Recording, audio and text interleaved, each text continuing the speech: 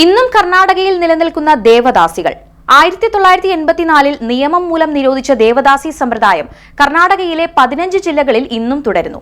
8ാം നൂറ്റാണ്ടിൽ ക്ഷേത്ര സേവനത്തിന്റെ ഭാഗമായി ആരംഭിച്ച ഈ ആചാരം നിലവിൽ സ്ത്രീകൾക്കെതിരെയുള്ള ചൂഷണമാണ്. എന്നാൽ സാമ്പത്തികവും സാമൂഹികവും സാംസ്കാരികവുമായ സമ്മർദ്ദങ്ങൾ മൂലം യുവതികൾ ഇന്നും ഈ ചൂഷണത്തിന് ഇരയാകാൻ നിന്നുകൊടുക്കുന്നു.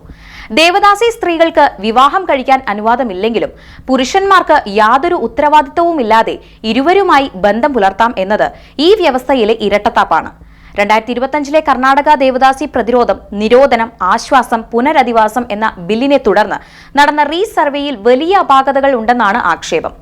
1984 ശേഷം ജനിച്ച ദേവദാസികളെ പട്ടികയിൽ ഉൾപ്പെടുത്താൻ അധികൃതർ തയ്യാറാകുന്നില്ല.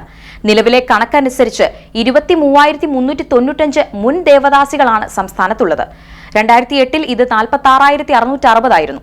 ആചാരം ഇല്ലാതായതല്ല, മറിച്ച് 18,000-ഓളം ദേവദാസികൾ മരണപ്പെട്ടതാണെന്ന് ഈ കുറവിന് കാരണമെന്നാണ് റിപ്പോർട്ടുകൾ സൂചിപ്പിക്കുന്നത്. ദാരിദ്ര്യത്തിനു പുറമെ ആൺമക്കളില്ലാത്ത കുടുംബങ്ങളിൽ മാതാപിതാക്കളെ സംരക്ഷിക്കാനായി പെൺകുട്ടികളെ ദേവദാസികളാക്കുന്ന രീതി ഇപ്പോഴും തുടരുന്നു.